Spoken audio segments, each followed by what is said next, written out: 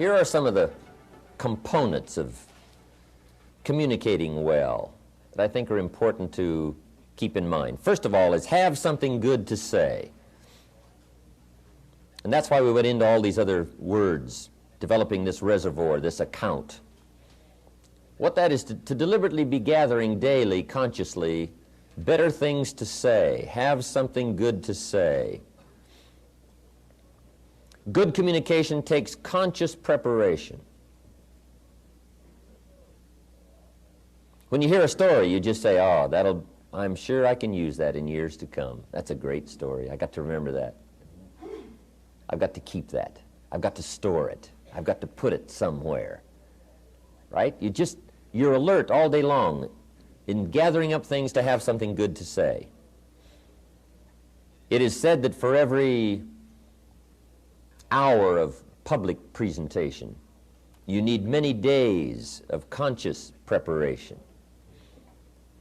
And the same is true of personal conversation. What you want to make sure is that from now on you don't treat conversations casually. Because casualness brings casualties, not only on the freeway, but in conversation. Just make sure your conversations aren't casual. Now, they don't all have to be deadly serious, but almost every conversation is important. Communicating with other people is important. Exchanging ideas is important. Getting our feelings across is important. And if you treat it casually, sure enough, you just won't be much better at it a year from now, 2 years from now than you are today. You've got to treat it important. And part of the importance of treating a conversation, communication, seriously is to have something good to say. Here's another good word, research. Make your whole life process a research in this development of the reservoir for good communication. Now, if you've got a speech to make, or you're going to have a family council, or you're going to get together with somebody, and you've got something important you're going to have to get across. Now, let me give you a good advice. Get ready for it.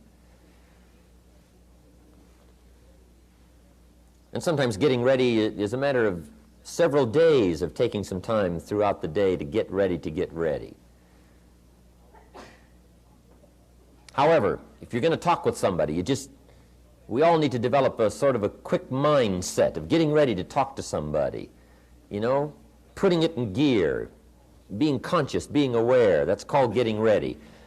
But this whole process of getting ready to have something good to say is very important. Research. This is where your library comes in. We'll talk a little bit more about that under personal development. Library. Your journals. Taking notes. Capturing feelings and ideas. That's how you have something good to say. You do it deliberately, consciously. But it does take some time, take some research, consciously. Get your notepad out, get your journal, read the books. But now then, even though you don't have a speech to give, just get ready for tomorrow's conversations today. Get ready for next month this month. Get ready for next year this year. Always be a day ahead and a step ahead and a year ahead in your research and your development, in researching your own feelings and life and what's going on, so that no matter what conversation comes up, what chance to communicate comes up, whether it's a business communication or a personal communication, whether it's social, whatever it is, you'll be more ready for it a few months from now than perhaps you are now, just because you're doing it deliberately and consciously. So that's number one, have something good to say. First step to good communication. Here's the second step.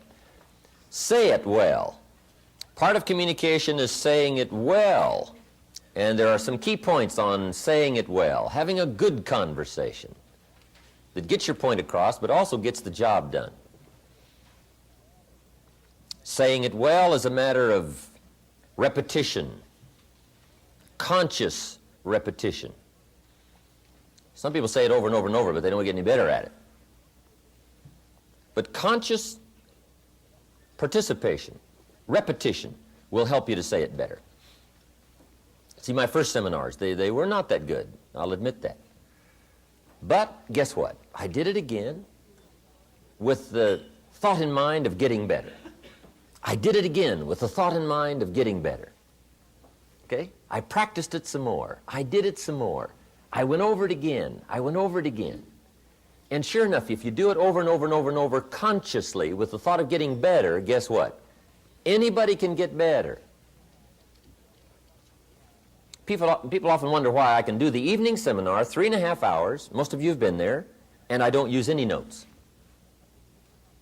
Interesting. Once in a while someone asks me, how can you do 3.5 hours and you don't use any notes? And it's very simple. Anybody could do it. Guess why I'm able to do it? I've done it a few thousand times. See, if you do something a few thousand times consciously, sure enough, you will get better and better and better. So whatever you're doing now in the way of communication, the question to ask is, how long do you want it to take to get good at it? You say, well, I want to get good right away. Then you got to do it over and over and over and over. Repetition helps you to get better. So the second step to good communication is saying it well. Now, there's some other points on saying it well. Here they are. One, say it with sincerity. And I don't know any substitute for sincerity.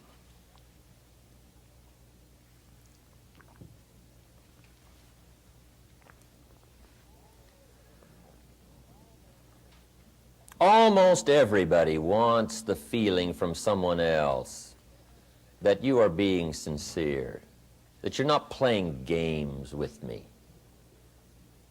that you're really disclosing to me your true feelings, your true awareness, what's going on in your life and your heart and your soul and your mind. Sincerity, there's no substitute for that.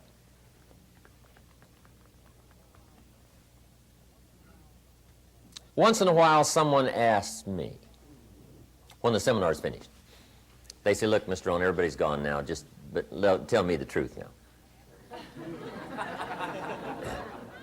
That story you tell about meeting Mr. Schoaf when you were 25 years old, and he hired you, you went to work for him, spent 5 years with him, he taught you the principles, how to turn your life around. He said, now that's just a story, right? That didn't really happen. Isn't that just a story to make all this sound good? Isn't that interesting that somebody would ask me if that was just a story or not, or if it really happened? To be sincere, it's got to be true.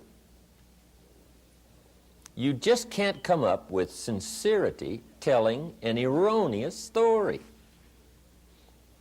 Now, you might make it sound sincere, but sure enough, someday it'll come back to haunt you. Saying it well is saying it sincerely. Saying it well is saying it accurately. You don't want a lack of credibility to creep into your communication. So you just got to be sincere. Tell the truth. The truth is so powerful, you don't need to dress it up with fiction. Another part of saying it well is saying it with brevity. Don't linger too long on any one point, because I got a good disclosure for you. The human attention span is short. You can't linger too long on any one thing. You've got to move along. So brevity. I used to tell long stories. And I stretched them out so long, people forgot the beginning by the time I got to the end. And now the end doesn't make much sense, right? Because you can't hook them both up. I just drug them out too long. People get weary. You just got to practice being brief. Short. Attention span is short. The best practice on this is to practice with kids, because their attention span is really short, right? And they don't mind telling you, right? You start talking to the kids, right? And kids say, how long is this going to take, right? I mean, right away they get the feeling you're going to take 30 seconds. And you should only take 10, right? I mean, they get bored right away. So short. Make your stories short. Be brief in your illustrations. If you're going to say, here's something that happened to me one time. Don't give people a feeling now that you're about to launch into a 20-minute story. Just make sure you get the feeling across that you're going to be brief. It isn't going to take long. You're going to get the story across. And I guess part of that is our high-powered, speeded-up way of living, especially in this country. But it is true. If you want to be effective in communication, you've got to be brief. On any one point, you can't linger long. And I think I've lingered long enough on that point. Next, saying it well is saying it with style. Now, part of style is your personal style. And this involves a whole lot of things. It can involve gestures. It can involve facial expressions. You talk with your eyes. You know, you speak with your facial expressions as well as with your words. Some people talk more with their hands. That's part of your style. Gestures, all of that. Now, here's the key on this, is to develop your own style. However, be a student of style. First, have something good to say. Second is to say it well, consciously say it well. Practice saying it well. Get to where the words come more clearly, more freely. Things you used to stumble over when you talked a year ago, you just correct that. You just correct it and correct it so that now it flows better. Shorten the stories. Used to be long. Now they're shorter. You just do all that consciously, so that you get better and better at it, saying it well. Okay, here's the third step to good communication. And this is so important. Read the effect you're having when you communicate. See, that's just major. Study your audience, whoever your audience may be. If it's one of your children, you just study what's happening to them while you're talking. Right? Look in their eyes, look in their face. Analyze what's going on between you and whoever you're talking to, another person, whether it's a business conversation or a social conversation. You've got to be keenly aware of what's happening to whoever you're communicating with. Now, a real challenge is communicating with an audience. We had about 1,200 people the other night in Orange County, right? And I've got to make sure that everybody from down here, down in front, way in the back, how to gather up 1,000 people's attention, right, for the 3.5-hour period. Now, that's a real challenge. I didn't used to be that good at it. In fact, when I first started lecturing, I was hardly aware of my audience. I was so absorbed in my notes and my material, guess what? They could have all got up and left, and I would have never known it. I wouldn't have missed them. I'd have just kept right on talking, right? Because I was so absorbed in the material, I was so absorbed in trying to say it right and do it right, that I was not aware of what was going on with my audience. But you've got to read the effect you're having for a really effective communication. Now, if it's just an informal communication situation, you can just ask the question, do you read me? Right? Does it make sense? Did I say it well? And you get this feedback right. So you can actually start checking how you're doing with somebody if it's informal. You can just ask. Okay?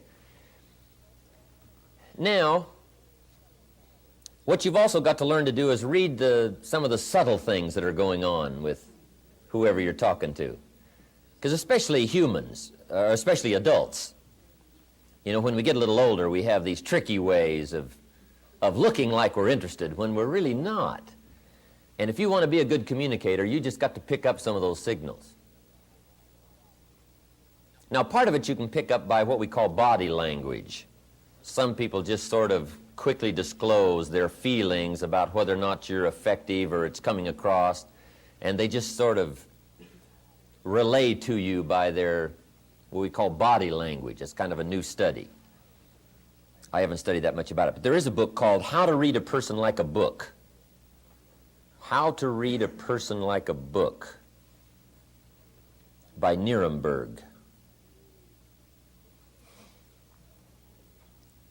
You just might make a little study on that. Now, don't get too involved in it, because sometimes you can so watch somebody in the way they blink their eyes, and you know, you're looking at their ears and looking at their hair, and now you get too carried away and trying to figure out, you know, all about them. But you can get some indication. But here's what'll play you good no matter what. It's called just pure common sense. You just look at somebody, you can kind of tell. If somebody just folds their arms and they tuck their head down like this, sure enough, you've probably got some more selling to do. I mean, you've got to pour it on, or maybe you should change the subject, or maybe you should quit, right? You just kind of analyze, you know, what's going on here, right? Some things are just fairly obvious. You know, if a guy's leaning toward the door like this, it's probably a sign, right? I mean, you say, oh, I got it, right? Clear. I've got a good word for the common sense approach, and it goes like this. Let the obvious be your best teacher. Whatever you do, don't ignore the obvious. You know, sometimes we say, oh, it couldn't be. Yes, it probably is.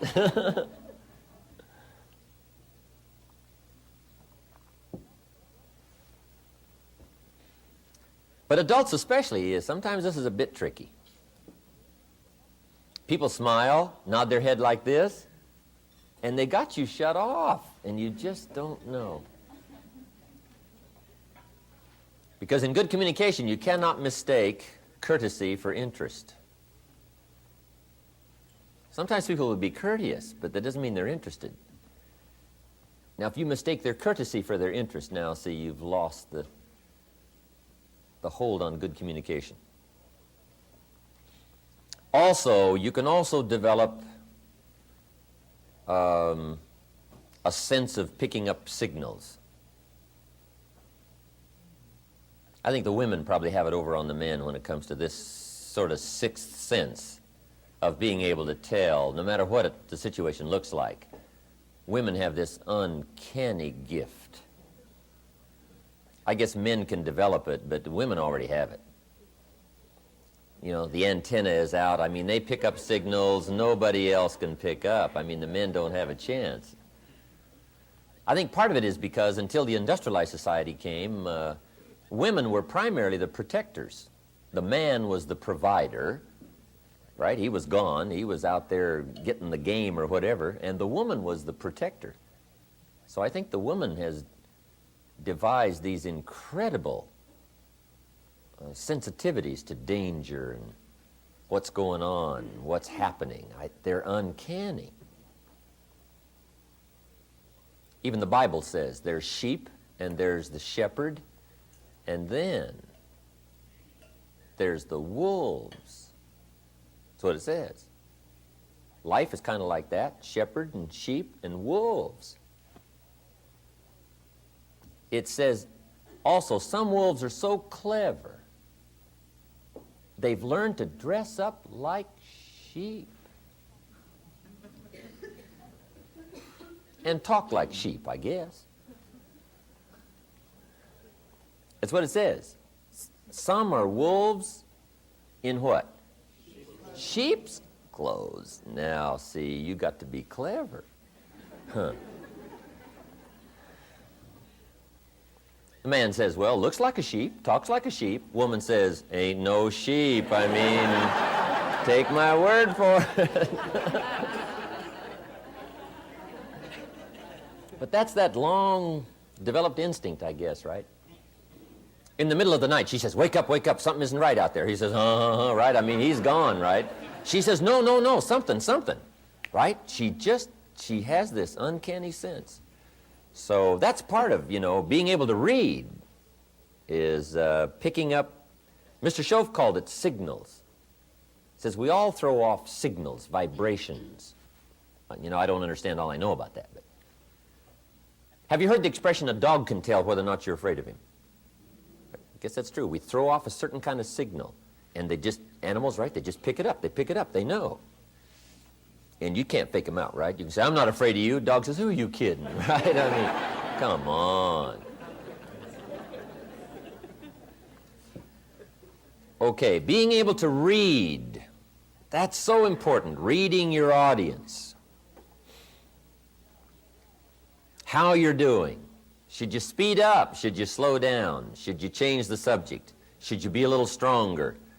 Just be more aware of whoever you're talking to. Right? Look a little more intently at somebody. Try to pick up what's happening between you and the audience or the person or the child or the business partner. You can't believe how it will affect your ability to communicate if you'll practice this part of picking up what's happening between you and someone else. Now here's number 4. The fourth step to good communication is intensity, strong feelings. Here's what changes the whole effectiveness of good communication. Strong feelings. In affecting other people with words, here's a key breakdown to keep in mind. And it goes like this. To affect other people with words, it's 20% what you know, and it's 80% how you feel.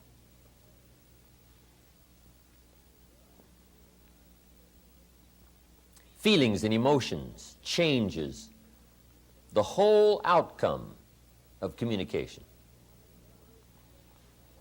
Intensity, words loaded with emotion have the best effect.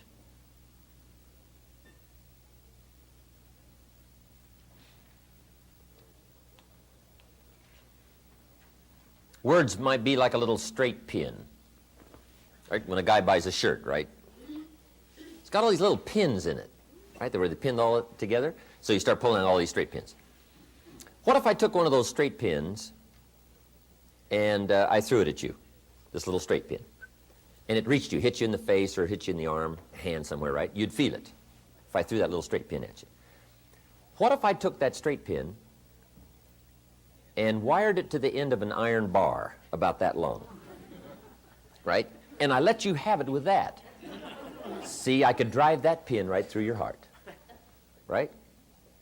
Now, the pin is the words, and the iron bar is the emotions, the feelings, the awareness, the uniqueness of all of that mysterious stuff that humans are made of.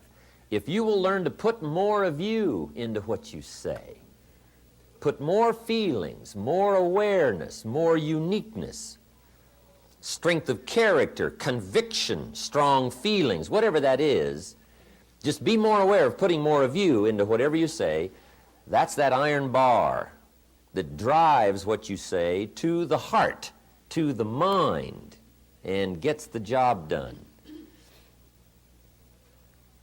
Words loaded with emotion. Now, you must also learn to measure your emotions.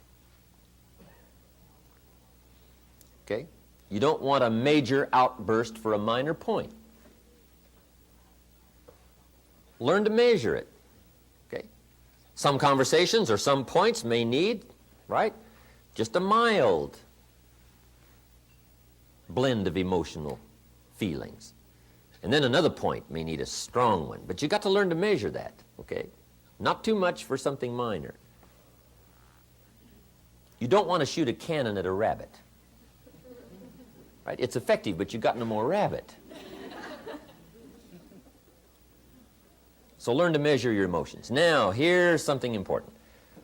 Where does emotion come from? Where do our feelings come from? Here's where they come from. The emotions that can really help in all of your future conversations, communication. It's the blend of all of your experiences and how they have affected you. The blend of all of your experiences and how they have affected you.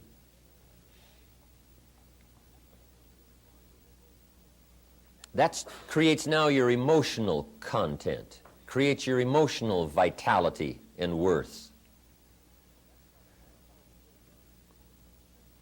So that's part of the getting ready experience on the emotional side. Be aware of your feelings. Be aware of your emotions. And as that experience grows, now when you get ready to talk, you've got the blend of knowledge and the blend of feelings to put into your conversation. And that's what creates the power.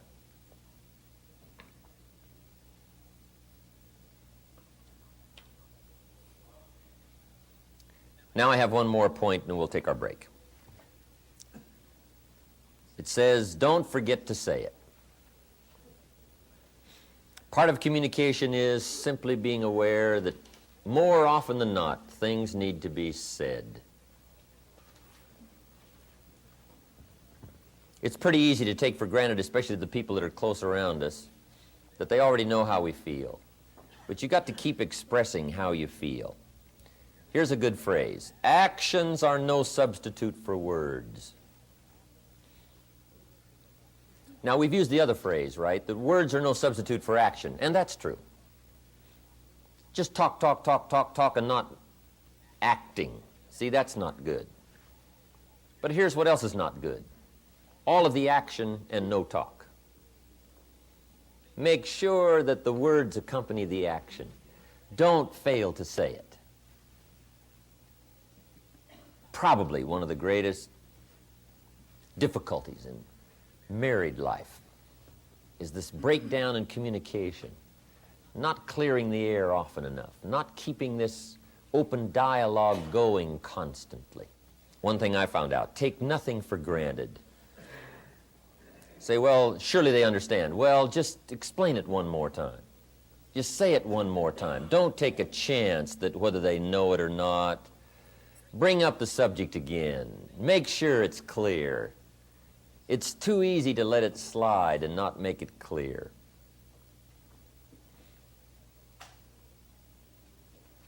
Especially the people around you.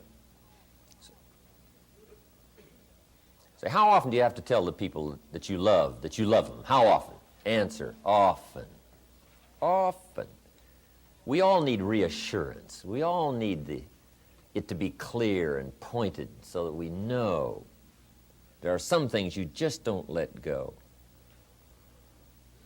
And there are some actions that will only say certain things, they won't say at all. You can give somebody flowers, but flowers won't do all the talking. Flowers say, you remembered. That's probably what flowers say. But flowers don't say, you do incredible things to me. Nobody affects me like you do. Now, see, flowers will talk, but they won't say that. That's the card you've got to put along with the flowers. Let the flowers say whatever they can say, but then don't fail to put the other words with it, because the words are so important. Judy gave me this watch back when I had a birthday in 1972, I believe it was. And it was a neat watch, Le Coultre. If all goes wrong, I can cash the watch in and live for a while, right? I mean, Judy was always doing things like that. Fabulous watch, neat gift for my birthday. But see, better than the watch was what she wrote on the back. I appreciated the watch, but the words were better than the watch. On the back, she had inscribed, "My love for all time. Your Judy, September 1972. See, the watch was neat, but the words. She could have put the words on a Mickey Mouse watch. Pardon me, Walt. I didn't mean to downgrade your mouse. But see, the words were what was really important. So I'm saying, let actions speak, but make sure the actions don't substitute for the words. Make sure you say it. And if you'll make sure you'll say it, you'll get better at it, you'll get the practice, you'll learn to put more feelings in it, you'll learn to say it well, say it better. And this whole process of communication for you, if you don't treat any of it casually, will start to grow. And you will be even startled in the next few weeks, the next few months, at what happens as a result of your future conversations if you become more aware of these things that we have just talked about. Sensitivity, fascination, interest, working knowledge, having something good to say, saying it well, reading the effect you're having, and the intensity of strong feelings. All right. Well, I hope that journey back through time helped expand your understanding of what communication is and how to affect others with your language. As Jim so expertly said,